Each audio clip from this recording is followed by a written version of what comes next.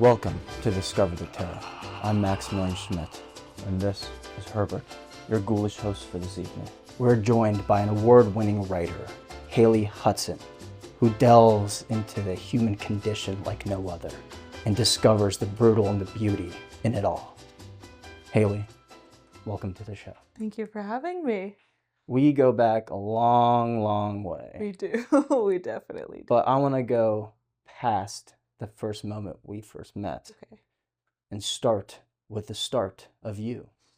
So tell me, when was the first moment you truly felt fear? Oh, that's a good question. I would say I was a very solitary child. We grew up in rural North Carolina. I was the oldest of three, and I spent a lot of time by myself. I was a strange and friendless creature. But I think the first time I can remember experiencing actual fear was one night I couldn't sleep, and what I used to do when I couldn't sleep, I would go downstairs and I would kind of just pad around the kitchen in my pajamas, pretending like I was hosting a party by myself. So you had like imaginary guests I did. dancing around you and really stuff? Did. What era was this in your head? This was an aping of the dinner parties that I had seen in like old black and white movies. Okay. And so everyone was in minks. Minks and pearls and little stolies and everything. So I would be wandering around down there talking to imaginary people. And I remember so clearly there was something that compelled me to go outside. I don't remember if I was trying to get something to host or what. Yeah. But I went outside and it was dark. It was the middle of the night. So I was outdoors. I locked myself out of the house. So Mom. yeah, but I was too afraid to knock because I didn't want to get in trouble for going outside when I wasn't supposed to. So I resolved to crawl through the dog door to get back into the house. Was it a perfect fit? It was for the first half. Oh no. And then I got stuck halfway through. And it was something about being stuck and being alone and being in the dark, because the dog door, there was like a little, I can only describe it as like a vestibule between like the actual outside of the house. Then you pass through this little corridor and then you can pass into the house. So I was stuck there in the in-between. There's just this dark, condensed space. And I was just stuck there with my legs just hanging out into the woods, basically. And I was like, anything could come and get me. Yeah. And I was downstairs, so even if I yelled, I don't even know if my parents would have woken up. And eventually I did get myself unstuck. But just wiggle enough? Yeah, yes, literally. And then the next day they were like, why is this broken? It's like, I don't know. You had a few kicks. Yeah. So I did what I had to do. If you've seen The Descent, it was like that. Oh my gosh, The Descent, a doggy door. Also set in Appalachia. There we go, a couple feet away. Yeah, I was living it. It's actually the inspiration for The Descent, was me getting stuck in that. I talked to him. But yeah, so that was the first time I acutely remember experiencing fear. Wow. Nothing to do with the ghosts from the 1940s. No. It was the dog door. So being stuck in a dog door. Yes. Did your parents ever find out about this? I told my mom years later, and she thought it was quite funny. But I also think it speaks volumes that as a child I was too afraid to call out for help, like too afraid to be a problem, or to be intrusive, or to be caught doing something that I wasn't supposed to do, that I put up with or allowed myself to be in a situation that was potentially dangerous. Yeah. And that sensibility, the experience of children in the world of fear, I think has followed me ever since. Because when we talk about kids, we talk about horror. What is more Lovecraftian than being a child and trying to make sense of a world that you don't understand. Right. Everything's cosmic too. Everything's cosmic, you know? And in that way, I feel like it's similar to like Courage the Cowardly Dog. Oh my God, I love that. That's my favorite show that actually frightened me. Guy. He got stuck in many dog hours. Exactly. Listen, it's like he experiences a Lovecraftian horror on the daily. But it's just like a vacuum, which I feel like is similar to what it's like to be a child, especially if you know, I didn't always feel like I could ask my parents questions about things. Yeah. Or like when a child is left alone, when a child is in some ways like neglected emotionally or informationally, they'll just make something up. And it's oftentimes much scarier than the actual reality of the situation. But it feels real to them. It does. It really does.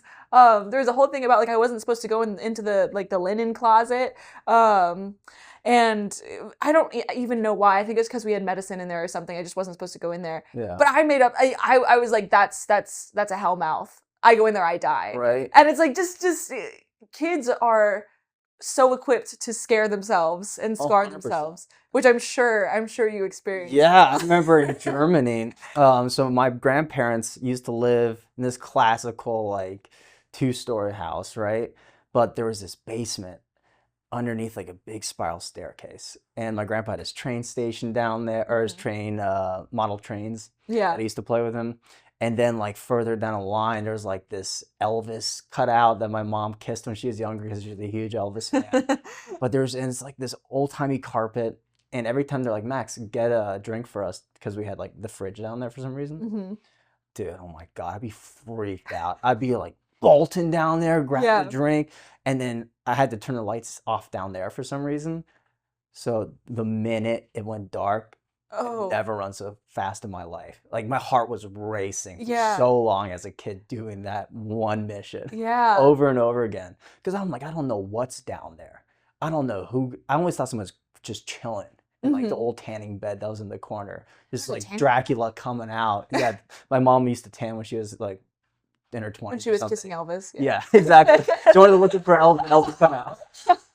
So yeah, I was like, your mind just can really take you to so many different levels that I wonder, do you think you were more afraid as a child or as an adult right now?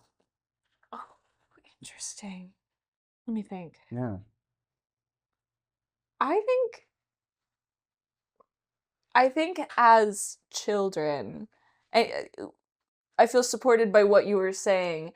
I think kids have their instinct has not been socialized out of them. The very black and white, like, I'm vulnerable, something could get me. That's left over from, thousands and thousands and thousands of years living in hunter-gatherer societies or living in the woods or whatever, where the threat of actual predators with teeth and fangs and wings were real. And so I think the kind of terror experienced by children is in some ways far more real than the very cerebral, specific, lots of times, I don't want to say irrational, but the sort of things that we make up as adults to scare ourselves. Yeah. I feel like in many ways it gets very complicated when we're adults scaring ourselves about it, and it has many layers where I think kids have an imagination unlike any other, especially,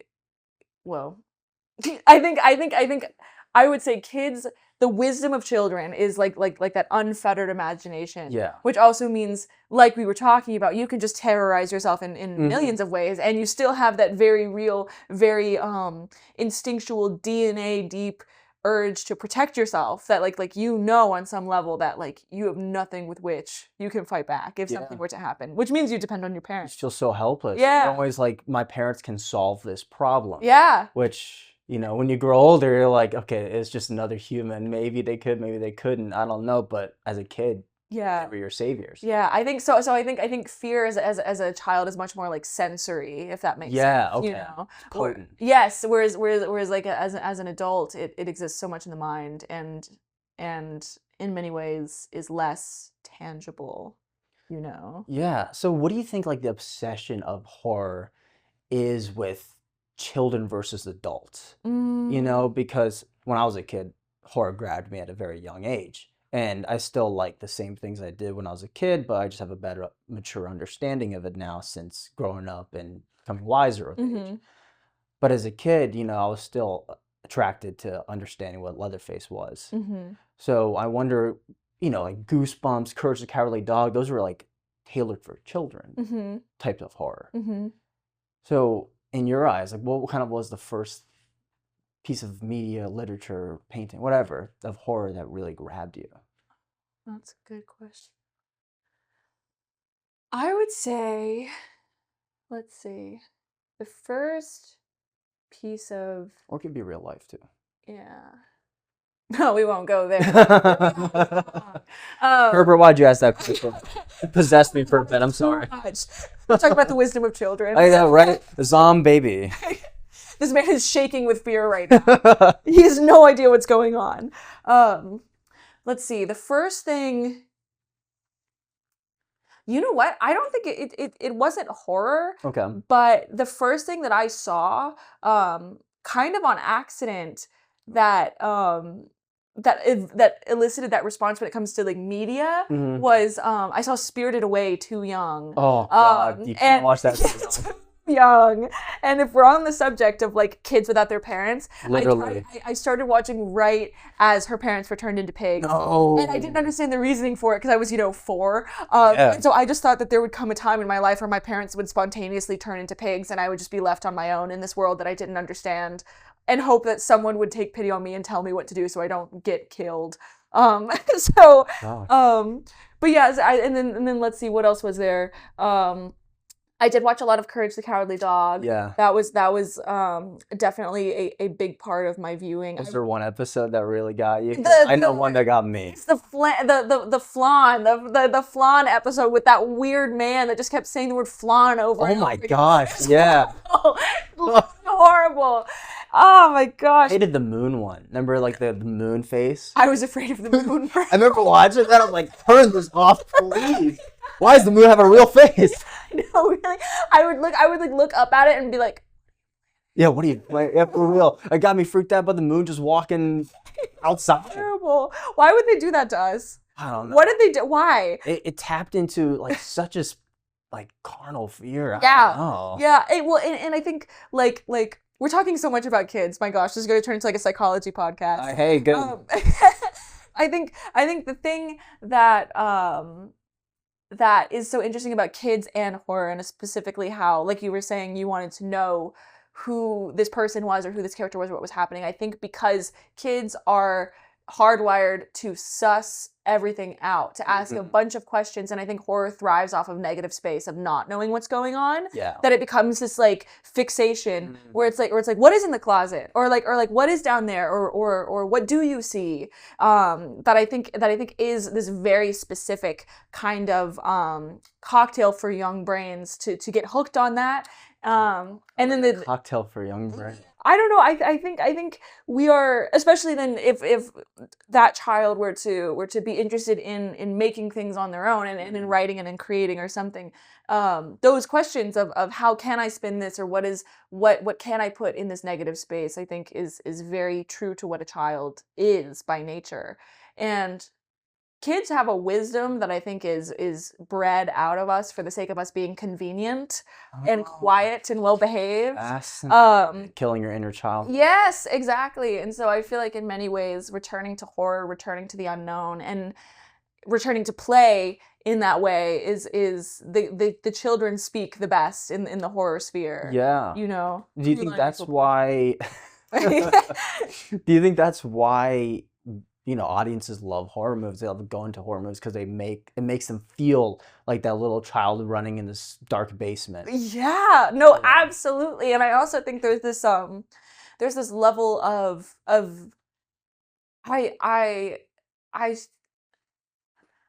there's like this level of almost mania that occurs when you're sitting in a room and you're daring each other to like run into the closet and come back, or do Bloody Mary in the bathroom or anything. It is like a group.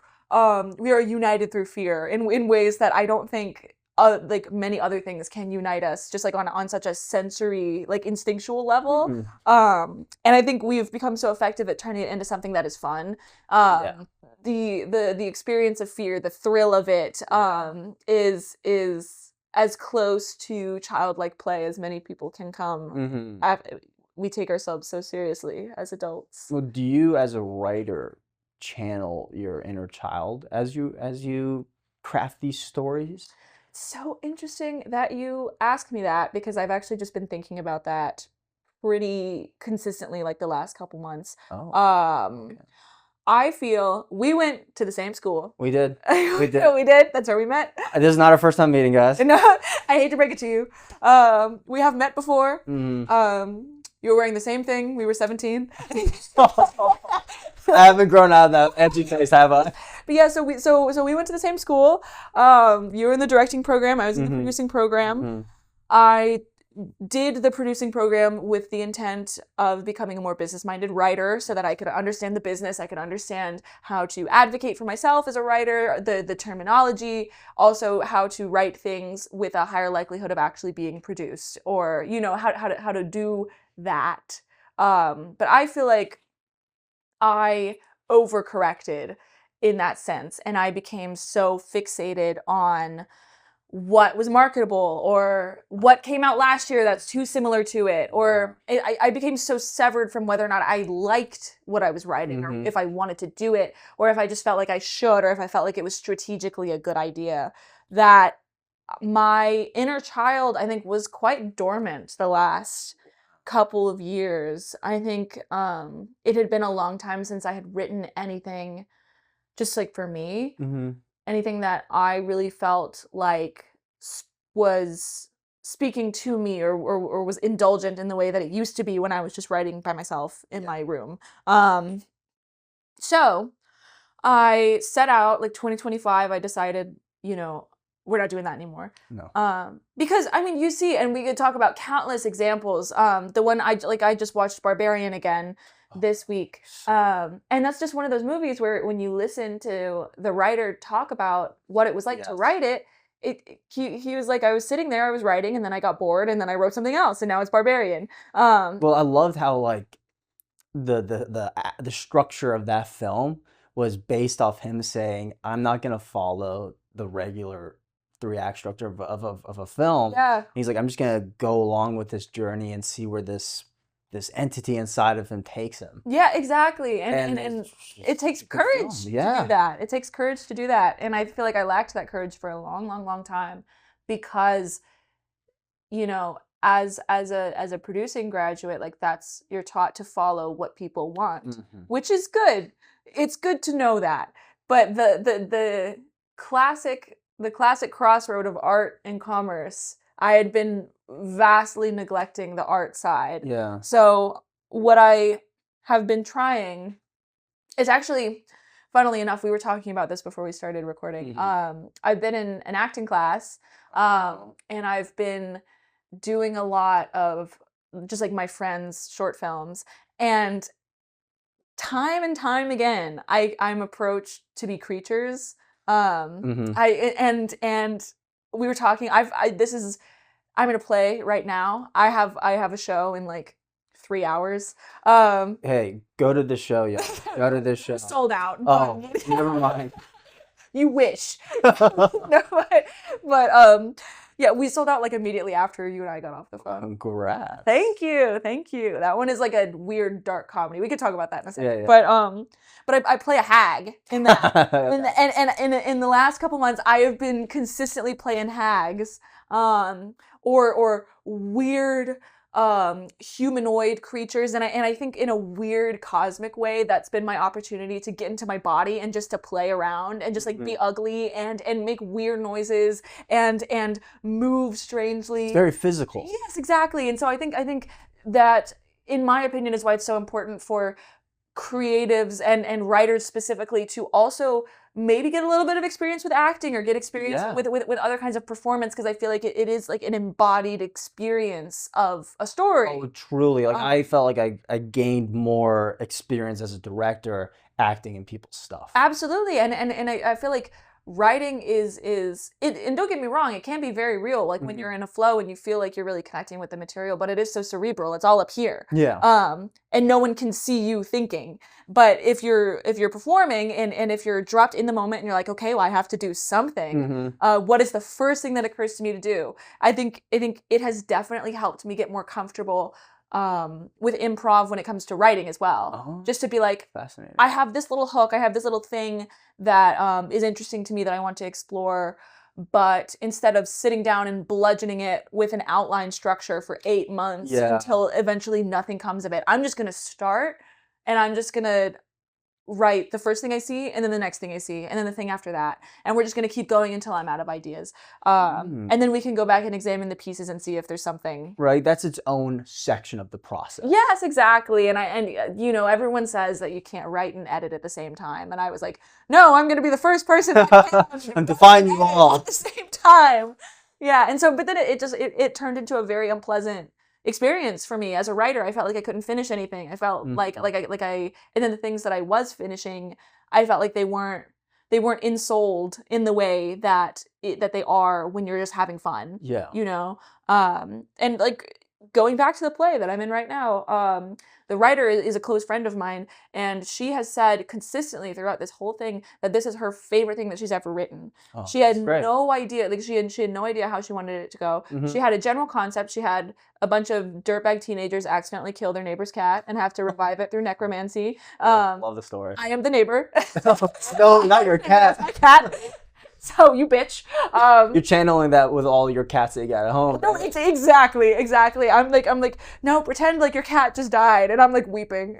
No, these are real tears. Well, it doesn't help that the cat, the poor little stuffed animal cat that they use looks exactly like my cat. No, which one? What's Steve, the little black one. No, not Steve. I know, and she's just like splayed out on the No. screen. Like, no, what did you do? I'm gonna save you, Steve. But she said from the beginning that she had a concept and she had a feeling, which is you know, like exploring how children, like we were talking about, in many ways are abandoned by their parents when they reach a certain age and have to make sense of the world and the sorts of things that can happen to them without your parents ever knowing. Yeah. And so and she went away and she just did it, and she came back and she loved it, and the script is fantastic.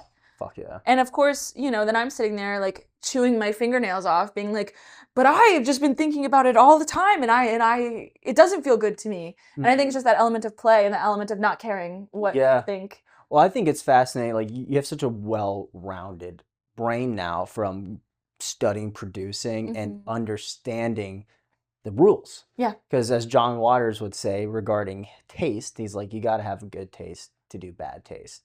Basically, you got to understand the rules to break them. Yes. And you are doing you did the hard work of learning the rules by being a producer and producing things and discovering that your inner child is suffering, and you have to give it some water, you know, loosen that chain and be like, be free. And now you're writing, now you're acting. And I think it's just part of your journey for now you will come around to, you are writing right now, right? I am writing. So there you go. You're coming back. And I can attest to you being such a fantastic writer because A, we were in the same writers group. Indeed. So I've read some of your scripts, and B, we worked on a script together. We did. Everything Eater. Everything Eater. One word, all caps. It was my thesis film as a director, and your thesis film you were a producer, and then you just and then I just became just the writer. Because you wanted to focus. Because I wanted to focus. Because there's a lot going on here. Yeah, and we did the short. And then we both moved to LA, and we're like, we see a feature in this. And then we've been writing as a feature, and we really went deep with the characters and us. Yeah, I think I'm so glad we made it back here, because we were talking about this before we started as well. I think that is a classic example of sometimes the things that you're going through in your personal life match up so perfectly with what you're writing, and you did not set out to do that at all. No, you're like, no. I really need to get into the mind of someone that's going through the breakup of a long-term relationship, and then a couple months later, you're like, oh it hurts. It hurts.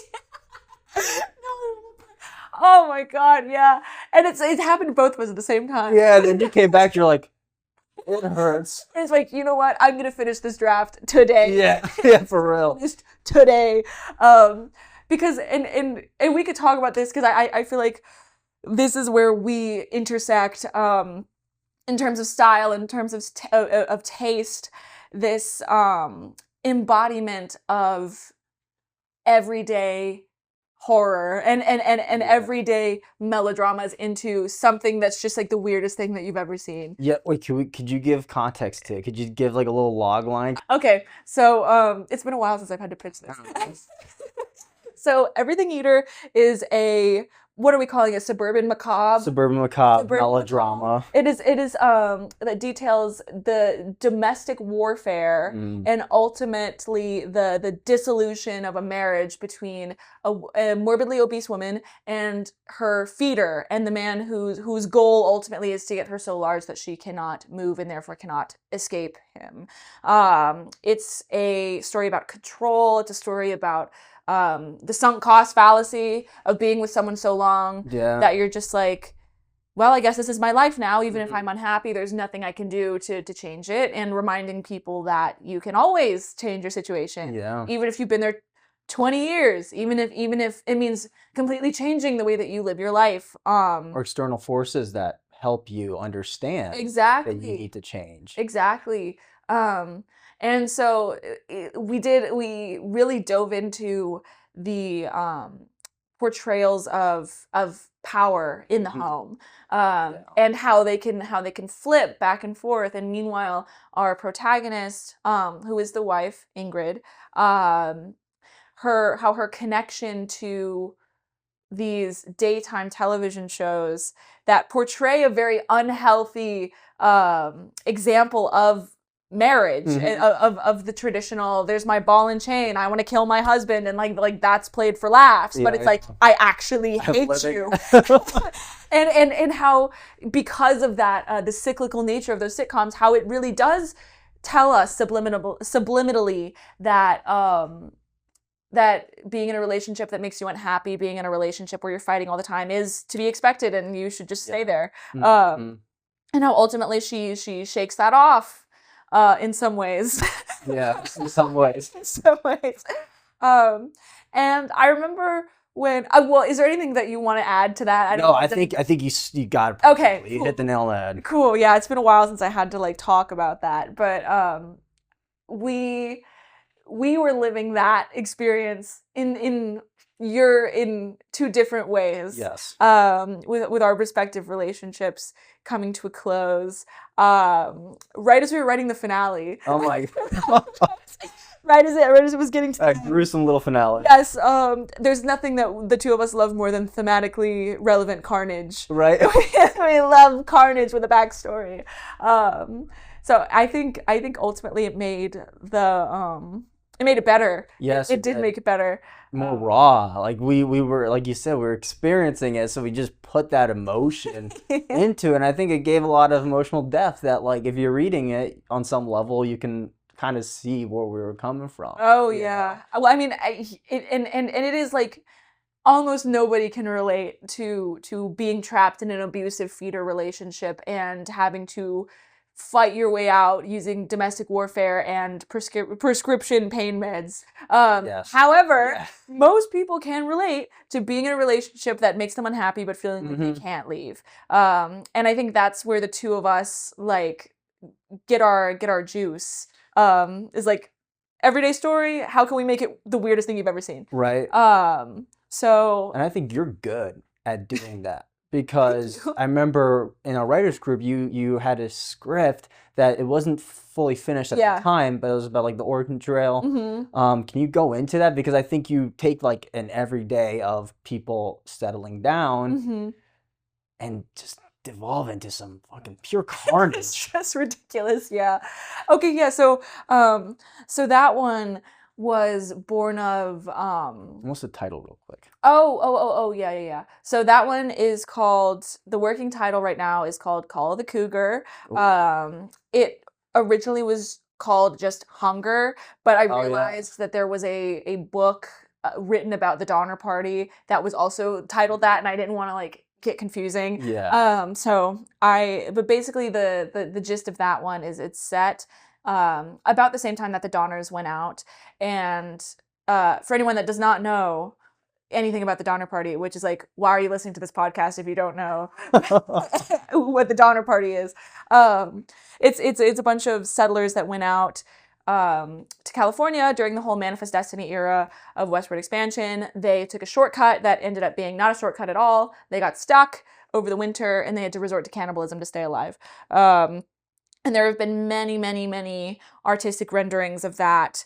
And it hooked me as well, specifically the element of hubris, of being people that have never been to a place like that before, that had shirked the advice of their native guides or of anybody that actually knew what was going on, and followed this shortcut kind of just on a whim because they assumed that the men in charge knew what they were talking about, which is not topical at all.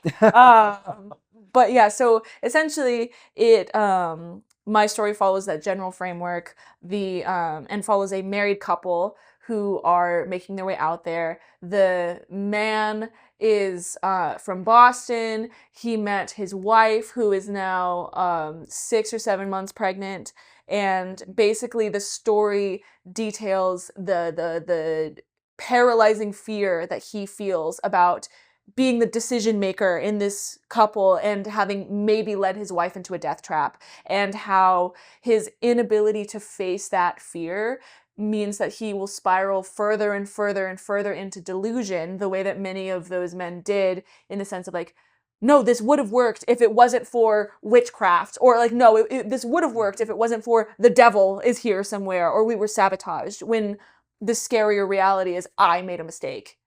And I am maybe responsible for the deaths of all of my loved ones. Does not want to exactly about that. Exactly. And so, I mean, you know me, there's nothing I love more than a weird dream sequence. Oh my God. Yes. Very surreal. So yeah.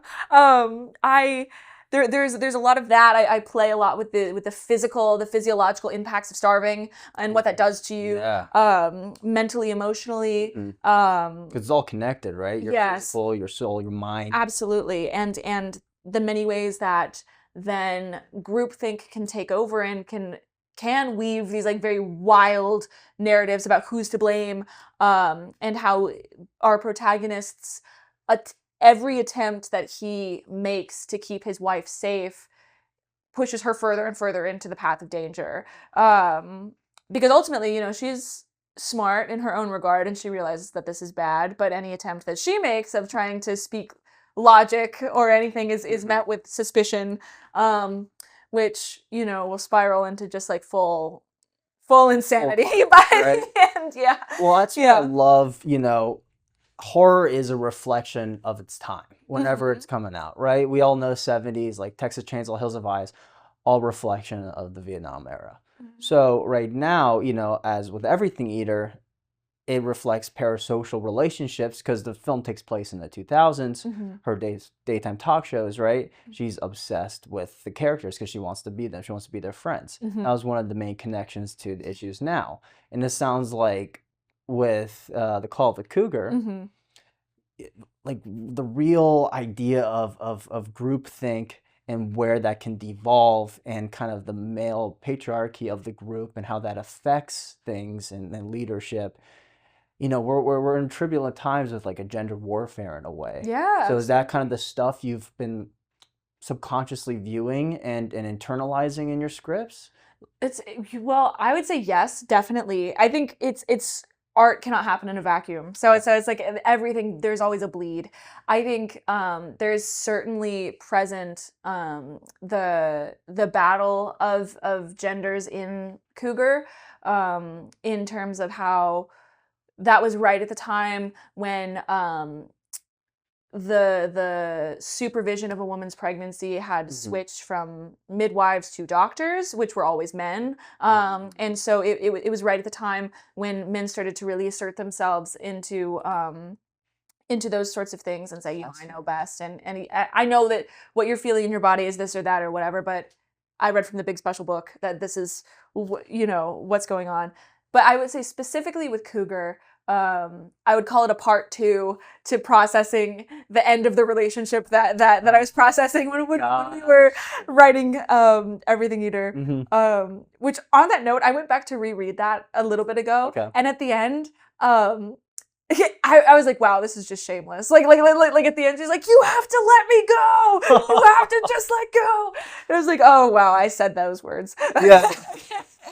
But yeah, so Cougar, though, I feel like is gender motivated. Sure. I also think, kind of circling back to the very beginning of this conversation, when we were talking to the idea that as adults or as humans in the modern era, we've forgotten that we can die, or we've forgotten that the outside world poses a threat to us, and that we don't actually have control over our environment and our situation as much as we want to believe that we do.